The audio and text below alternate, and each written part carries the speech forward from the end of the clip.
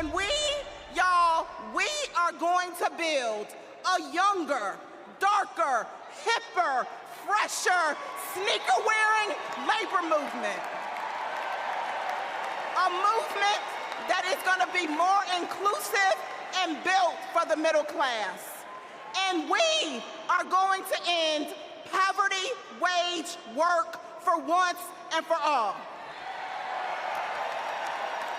So let's do the work.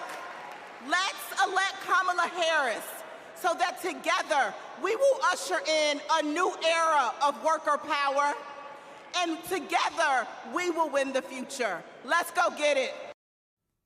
Welcome back to Politics Nation. That was SEIU President April Verrett speaking at the Democratic Convention. This past Labor Day weekend, we celebrated the contributions of American workers who make this country strong and the unions that protect their rights on the job. Joining me now to talk about it is April Verrett, who earlier this year became the first Black female to lead one of the country's largest public sector unions. April, congratulations, and thank you for joining us. Thank you so much for having me, Rev. Let's go get it. All right. Now, 2 weeks ago, you were among the labor leaders to speak at the Democratic Convention in Chicago, and both Vice President Kamala Harris and Governor Tim Walz have emphasized their working class roots and have championed a platform of strengthening the middle class and organized labor. What's at stake in this election, in your view?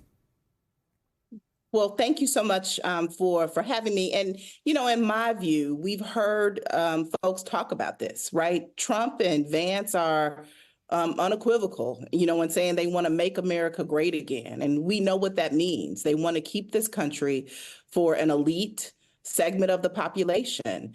And what I know the members of SEIU want, the 2 million members that I am proud to represent, and millions more like them in this country, is that we want a country that offers an opportunity for those of us who have been left behind historically, an opportunity for us to get ahead, an opportunity for us to be able to build lives that can be full of joy, where we can thrive, not just get by.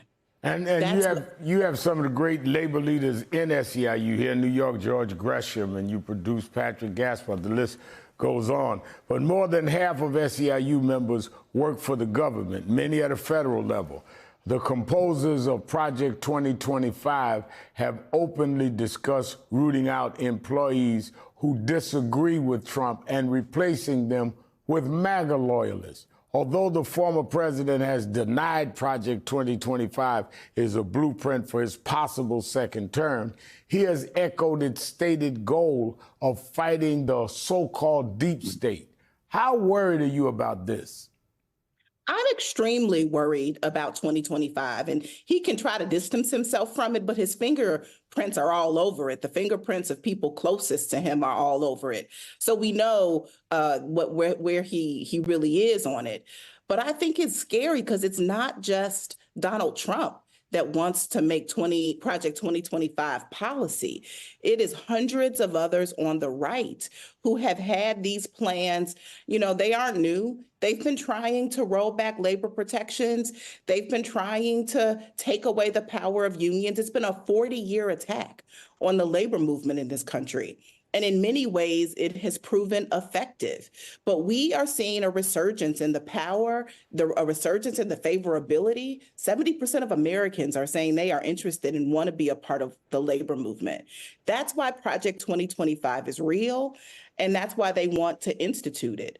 But what I am concentrating on is making sure we mobilize our vote and we make Project 2025 something that gets put on the shelf and does not become policy.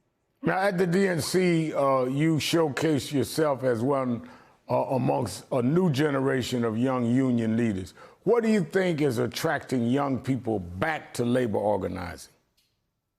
I believe that people want to be able to exercise power. And it is in our unions where we bring people together to realize their own power and to, most importantly, act collectively with others to use our power to make transformational change in our lives. For far too long, unions and has been a buzzword for things that that's unseemly, right? They want us to believe unions are corrupt and they're bad and they just want to take people's money. But the reality is that people are coming to understand and know that unions are about working people standing up to build their power to create the future that we want together. As we mentioned, you are the first Black president of the SEIU. According to government numbers, there were a record 14.4 million union members in the U.S. last year, with non-white workers driving the increase. Black union membership increased by over 120,000, the highest in 2 decades. What does union membership mean for Black workers in this moment? In this moment, like moments, before, it means an opportunity for Black workers to end poverty wages, not just for ourselves, but for everyone. When Black people come together in unions, along with Latino members and Asian Pacific Islander workers and white workers, we are building the multiracial, multi-ethnic democracy of our dreams. We are ending systemic and structural racism in an inclusive way. But we have to be realistic about where our unions have come from, where Black and brown workers weren't always welcomed.